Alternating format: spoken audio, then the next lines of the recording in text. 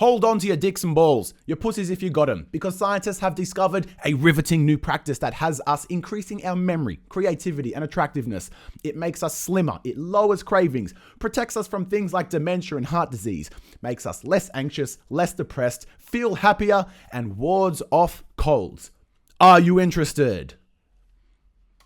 It's sleep. Sleep that can make us happy like this waggy-tailed ballsack sausage dog.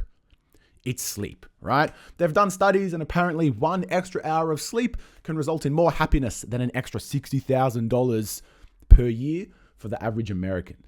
Now, if you're someone that's in a bit of a psychological rut and you're really struggling to build yourself up from a somewhat dark place, sleep should be the ultimate foundation. You should optimize your life around getting better sleep and then start thinking about things like nutrition and training and sunlight and all the other bits. Sleep is really the ultimate foundation.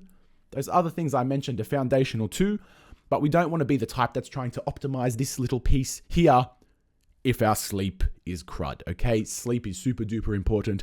Welcome to a sleep masterclass that has been put together through years of having dog shit sleep myself and then learning from some brilliant minds like this. Matt Walker, Andrew Huberman, Russell Foster, don't know him except from that podcast, but it helped a lot. And Mr. Alex Hormozy, who's actually a business guy, but this presentation's heavily inspired by him in the layout and such. So we're going to cover a lot of bits and pieces. I want you to commit to getting at least one idea, if not maybe 2 or 3. I think we've got over 40 plus ideas and recommendations here. You might think 40 plus, holy shit, that's a lot. Again, pick 1, 2, or 3 of these small changes because even like a 5% increase in our sleep quality is a big, meaningful difference, okay? So on the topic of sleep, we're going to talk about some habits. So these are behaviors that we can do, things in the environment, more set and forget changes that we might choose to make, intake, things that we can put in our face hole, and then a few extra. These are kind of nice to note bits and pieces, okay? I want to touch on first the beliefs part. We do not want to create superstition and think, oh my gosh, I need to do A, B, C, D, L, M, N, O, P to have good sleep. Remove any I have to have whatever. You can sleep under a bridge in a cold street if you need to. Let's not create superstitions and think that we need some crazy woohoo stuff to sleep good. We can sleep however, but we want to kind of craft a good sleeping place for when we're at home in our main space, okay? Here we go.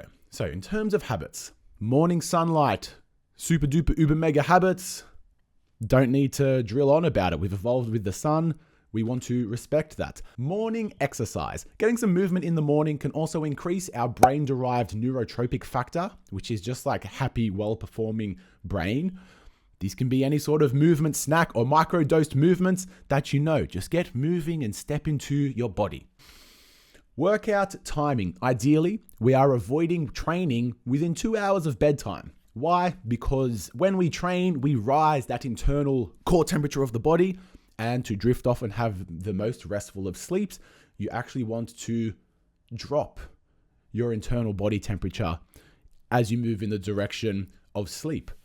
No Tech 90, one that I honestly haven't implemented in quite a while, but this is just not using screens or technology in the 90 minutes before bed or 90 minutes after bed. The especially not between 11 p.m. and 4 a.m. thing. This is from Huberman's lab, where him and his cohort found out that there are specific neurons, the same ones that benefit so greatly from us seeing the sun, are detrimentally inhibited by us viewing bright light between 11 p.m. and 4 a.m. It reduces our dopamine uptake or reuptake, something along those lines, ultimately leading to us being less motivated and less happy. So this whole light thing, timing of light, is a pretty precious piece of the self-performance puzzle. Try and get it in the morning. Try and avoid it specifically between 11 p.m. and 4 a.m., if not the full 90 minutes before bed. Bedtime alarm. So this is the idea that instead of setting an alarm to wake us up, you start setting an alarm to go to bed.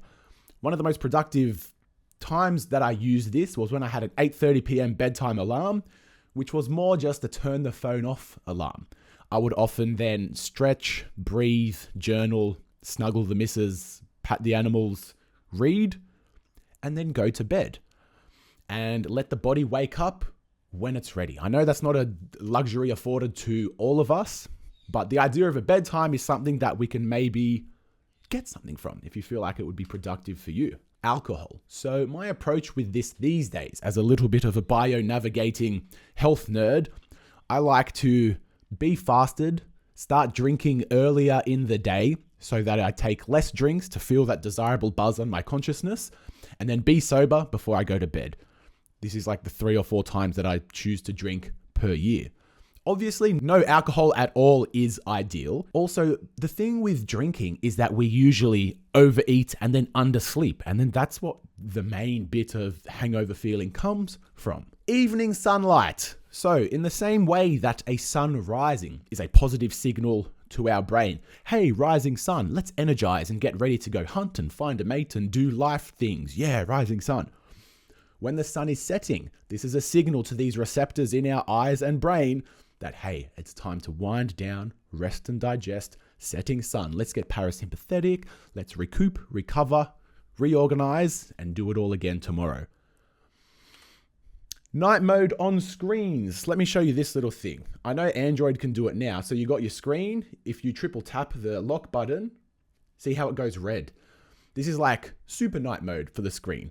So when you're breaking your no tech 90 rule, you can have this implemented and protect the eyeball neurons and such just that little bit more. Blue light blocking glasses. So I've got a set like this. When the sun goes down, I wear these. And then I've got another redder lens. Again, if I'm breaking the no tech 90 rule, I wear those things, and it's just keeping things in the right direction. Even just taking those off and on, when it's off, the light feels a little bit offensive to the eyes. It's pretty interesting to see. You can maybe go down the rabbit hole of learning about trash light and junk light and such, but let's keep it at this level for now. Naps. The way I like to nap is with elevated legs, earplugs in, eye mask on for 11 minutes. So I'm not even getting to the full tired point, but rather just like turning down the dimmer switch of the mind and then coming back out of it. If you do nap longer, you can get to that point of sleep inertia where you've like entered the sleep cycle, and then nap, it's usually short. You need to get up for something, so you pull yourself out of it and you got that groggy sleep inertia type feeling. So good nap hygiene would be to not do it after 3 p.m. and not longer than 30 minutes, tells us the experts. Weekends and weekdays are just days. I used to like have all these rules and ways to navigate my health and personal development on the week, but then weekend, get fucked, let's do stuff and stay up late and just forget everything. If we can treat weekends as weekdays, as just awesome days that we are alive, then I think that is a more productive way to be. I used to have a big thing with food, like, oh, on weekends, calories don't count, blah, blah, blah. Keep me away from my health goals for many years. But yeah, that's the game. Lastly, sleeping on your back is apparently ideal for airway things and for posture things. Don't drive yourself nuts if it's not your preferred sleeping position, because the stress of trying to fall asleep in this on your back position can be annoying at first. But if you want to train yourself to do it, it's an optimized way to be. Few more habits. If you can keep the room for sleep and sexy time only, this like anchors and creates an association for when we go in this room, hey, we're going to sleep or get our genitals wet, whatever. Working hard during the day. So if we tax ourselves mentally, physically, do stuff, have a meaningful life. What projects are you working on? What skills are you learning? What things are you developing? You get this better sleep, and maybe we can say even more well-earned sleep. Have an orgasm before bed. Get a beautiful chemical compound of feel-good bits and pieces that just make you drift into sleep a whole lot nicer. Heat exposure before bed. Sauna, hot shower, hot bath. Talking about the temperature thing again. When we expose our external body to hotness, to hot temperatures, the internal core temperature lowers. This is what we want before bed. And ice baths, freezing cold on the outside, but this actually raises our internal temperature. So that's why it's a bit of a rule of thumb. Cold exposure earlier in the day, heat exposure later in the day. Meditating before bed. Meditation, just super zen, calming thing to do. This day replay exercise, this is something that I got taught that makes us reconcile our events nicely and is apparently very good for our memory. And the exercise goes like this. Laying down, going to sleep, play your day out in reverse. What did you do before bed, before that, before that, before that? And just replay the day. If you can intertwine this exercise with a bit of gratefulness or intention setting, what a beautiful frame of mind to go into the land of dreams in. Some sort of wind down time always. Yes, we do busy things and stay on our phones and blah, blah, blah. But if we can even just take a few breaths and set the intention of, now it's time to wind down and sleep. This is a powerful habit that we can have. Regular sleep and wake times. This is meant to be one of the biggest and best things that we can do. For example, I always go to bed at X and I always wake up at Y. It allows our rhythm to really get settled in to that. I suck at this and I'm yet to make it work, but I'm always getting better and always moving in the direction of this. Nasal breathing, the benefits of nasal breathing are just humongous. If you do it already, good for you. I had to tape my mouth and be uncomfortable and freaking learn to do this. This was like a year-long journey for me to be able to breathe through my nose confidently, comfortably, and consistently. But now we're there. Listen to it. Moving on. Bed journal. Keeping a journal by your bed to get those ideas that might be playing on the mental treadmill repeatedly. It can be a nice thing to have a journal besides the bed to do that. Okay, that was a lot of habits. Let me remind us that maybe just one or two of these things is where the sleep gains lie. Again, I want you to just think of like 1, 2, or 3 of these that you're going to make moves on in the time moving forward. Don't get overwhelmed with this. There's some people that'll be like, oh, look at all the things that I'm not doing. I'm not worthy of good sleep, whatever. Uck that, okay? Pick a thing, do it. See how it feels. Pick another thing, do it. This is about improving our lives through knowledge and then in our own time reflecting, applying, and implementing that stuff to get the benefits from it, okay? All right, here's things that we can do in our environment, in our dojo of sleep to make it a more productive place. The temperature you want is between 17 and 20 degrees. I don't have a thermostat or an $8,000 8-sleep mattress, but just keeping a window open for fresh air reasons as well, but also for lower room temperature things is a good substitute for that. We want our room to be like a cave, dark, cold, and quiet. There it is, dark as possible. They've done studies where they shine a light on the back of a person's knee while they're sleeping and it impacts their sleep. We have light receptors in our skin. We have the most light receptors and fucking light things in our eyes. Make it as dark as possible. Put blue tack over the lights, have blackout curtains, wear an eye mask, bada bing, bada boom. Houseplant. Maybe you can see behind me. That is a Sansevieria snake plant, aka mother's-in-law's tongue. NASA did research. It is one of the best air purifying and oxygen producing plants. So it's a great thing to have in your room or in your sleeping environment. Having our phone out of our room.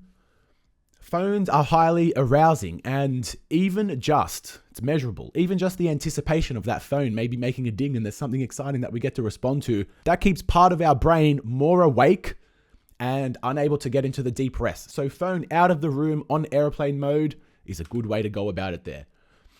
Weighted blanket. I haven't got one, but I'm excited to get one. There's been a couple times where I've had like heavy weighted thing on top of me and it just feels like nice on the sensory bits and pieces. It's another environment thing you might choose to consider. Nice mattress, a white noise machine. Noise, no thank you for me personally. I'm a bit of a princess with sound. I love earplugs. I got some right here. If I'm feeling really gnarly when I work some days, I'll do earplugs and headphones on top. Maybe you're not sensitive to sound and it doesn't affect you. Cool, but the option is there. And I find earplugs just to be like a super duper peaceful, blissful bit of silence and it makes me sleep nicely. An orthotic pillow. If you're waking up and your neck feels jacked and you feel like you got to adjust lots, fix it, right? Sleeping buddies. Now I've heard multiple sides of this. So there's like Scandinavian style where people consider sleeping in different rooms for sleep quality. I feel like one of the greatest pleasures of life is to have someone that you love to sleep with. And I heard a neuroscientist, she was like a brain lady, and she was talking about how neuroprotective it is to snuggle and touch and love and have the oxytocin and serotonin come out from that. She said the neuroprotective qualities of getting touched and touching others would outweigh the sleep things. Low, warm lights. So we have the receptors in our eyes that detect sunrises, sunsets, light and such. If we do want to have lights on later at night, the advice is to have them lower because our eye receptors, they have more detecting light from above than they do from below. How do they figure this shit out? I don't know, but science can be pretty cool sometimes. A sunlight mimicking alarm to gently wake up. I used to have one of these that I loved, but my girlfriend hated it, so I don't use it anymore. But instead of making sound, it would just slowly brighten up your room in the morning. I thought it was bliss and not having to wake up to sound, but she didn't like it, so she wins that one. iPhone red screen option, I showed you that already. Find the setting, make it so that if you're using your phone late at night, you can red set it. All right, a few more reminders. These environment things that we just covered, these are things that we can more set and forget. Do the thing once, invest in the thing once, and then our sleep dojo has been improved. Our health is one of the most worthwhile investments. So I think the best thing we can spend our money on is a better experience of life. Quality food, quality sleep, quality training, quality mentors and such. Sleep is a big one of those. I think don't feel guilty for investing in it. And again, don't stress. You can sleep on a freaking cement curb if need be, but we're just setting things up a bit extra nicely. Intake, things you can put in that face hole of yours to make sleep a little bit deeper, higher quality, more restful, and more energizing. Let's get into it. This was probably the newest tip for me on this list, and it's the idea of sipping the last drink of the day. So obviously we want to kind of front load our hydration, so we're not getting up and pissing like a horse all night long. If we are thirsty later in the day, to sip the last drink, like you're drinking a tea, makes us not have to pee it out later. I've played with this one and I feel like I've noticed it working. But also I'm trying to really front load my hydration because I used to get up to pee like 3 or 4 times a night. And each time we wake up, we're pulled from that super deep sleep and we need to go back into it. So if we can minimize those, that's ideal. Front load hydration, that's kind of riding on that point just there. Salt or a salt tab. Salt helps us hold on to the hydration. So by having a saltier end to the day, we can keep that water in us and not be waking up to pee it out during the night. Having the last meal 2 to 3 hours away from bedtime. When I was wearing my Whoop strap, I got to see this firsthand for my own biology. If I eat later in bed, my recovery scores are lower, I'm breathing more, and my HRV was a little bit lower. All to say, our body doesn't want to be digesting things when we're asleep. Our body wants to do other systems and processes and clean out and things of that nature. It doesn't want to be, here digestion, have all this blood and resources. We'll wait. And then you're fully digested and you're about to wake up in 3 hours and then your body goes and does all the other things. This is honestly probably one of the big ones, to eat earlier in the day. Brian Johnson, the guy who's trying to live forever, has his dinner at 11 a.m. for this reason. Stimulants and caffeine. Here's the thing with caffeine. It has a 6-hour half-life, meaning every 6 hours, the amount of caffeine you have is halved. So if I have a 100 milligram espresso at midday, 6 hours later, there would be half. So 6 p.m., there would be 50 milligrams. 6 hours after that, it would be the next half. So it would be 25 milligrams. So to have 100 milligrams at 12, it's like me at midnight having a 25 milligram mini espresso and then expecting to get the best sleep.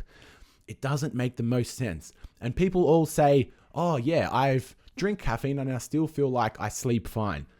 If we were to measure it, apparently not so. I'm right there with you. I feel like I can drink caffeine late and then still sleep quite all right. But Matt Walker, leading sleep expert of the world, will really slap our cheeks for suggesting that, because the data and the measurements that they do says that's not the case. What he does, what sleep expert does relating to coffee and caffeine, he has decaf coffee. He says that the superfood qualities of coffee comes from the coffee, not from the caffeine. So to have a decaffeinated thing, preferably not with chemicals, but preferably with air and water, to have a decaffeinated coffee, we're getting the benefits of the coffee without the negatives of the caffeine. I have caffeinated coffee, and do with this information what you will. This is a sleep stack from Andrew Huberman, the Huber Dilf himself. Magnesium threonate, apigenin, and theanine. This is meant to help people sleep if they're really struggling with it. If you really wanted to invest in something, those would be one of your best options, going off sleep studies by the lovely Mr. Huberman. Melatonin. Now, I used to take this every day, but the doses that you get when taking melatonin are super duper high compared to what can be made endogenously, meaning made internally from the body. We do not want to create some sort of dependency or feeling like we need it. So that would be more of a sometimes thing. I don't even keep it in my supplement storehouse anymore. Be generally healthy, kind of obvious, but need to say it. If our bodies are fueled with garbage, it is going to have a garbage sleep. It's going to be a lot inhibited. Move good, eat good, think good, helps our sleep. All right, let's bring this thing home with a few bonus things. The tensing thing. Sometimes when we lay down, we've got some tension in our neck and our temples and our hips and our whatever, right? Here is a practice that can allow us to release that tension. Starting with the face. You're going to look at me looking a bit goofy. Starting with your face, you're going to smile really big, and you want to get as many of the muscles of the face engaged for 5 seconds. Really big smile. Smile, eyebrows, face, bada bing, and relax it fully. The idea here is you go full on tense so that you can go in the opposite direction, full on relax. You then might do it for your chest and arms. You would tense, tense, tense, tense, tense, and then letting all the way go, releasing and surrendering completely in the opposite direction. This is the tensing thing practice, okay? And I can feel it. My face in this feels extra soft now. You would go systematically through the whole body and tense and relax everything. The eye trace thing. This is a thing that my dad told me that his, therapist of some sort told him when he was having trouble sleeping. And the idea here is behind closed eyes, we're going to, with our eyes, trace this pattern. You go diagonally up across the top, diagonally down. So we're drawing this X with our eyes. Drawing from bottom left, top right, down, other diagonal corner. And it makes you tired. I don't know how that works, but it was suggested by a professional, and I've did it a few times with success. Feel free to add it to your toolbox and see if you like it. Breath, extended exhale. To lean more parasympathetic is to lengthen the exhale. Good rule of thumb breath, 2x breath, aka double the exhale than the inhale. So if you inhale for 3 seconds, you would exhale for 6 seconds. Or if you inhale for 5 seconds, exhale for 10 seconds. This is the 2x breath. This is the extended exhale. This is how we move towards relaxation. NSDR, or non-sleep deep rest, or yoga nidra. It's a meditative yogic practice where you consciously relax parts of the body.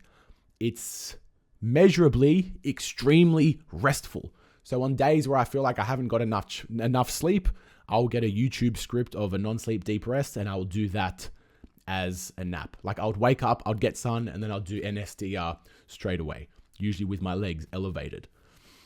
Andrew Huberman, Sleep Lord, heavily recommends this one. Go find a 10, 15, 20, 30 minute, whatever length you got time for, script on YouTube and have a crack. And I just want to finish this presentation by mentioning, if you feel like you have sleep apnea, to get a sleep study is one of the best things that you can do. We started this presentation getting clear on like, well, all the amazing things that sleep is good for, and wow, it makes you happier than money to get more sleep. We don't want to be sacrificing sleep by almost choking many times per night. Grit the uncomfortableness, go do a sleep study. If you need the machine, do it. And by getting healthier and practicing nasal breathing and doing certain breathing exercises, a lot of sleep apnea can be massively reduced or eliminated completely. I'm not a doctor. This is all tips and stuff that I've picked up throughout my years of really dialing this in. Pick a thing or two or three that caught your attention, that caught your eye. Give it a crack. Sleep well, live well, love well. Peace and power. I'll catch you later.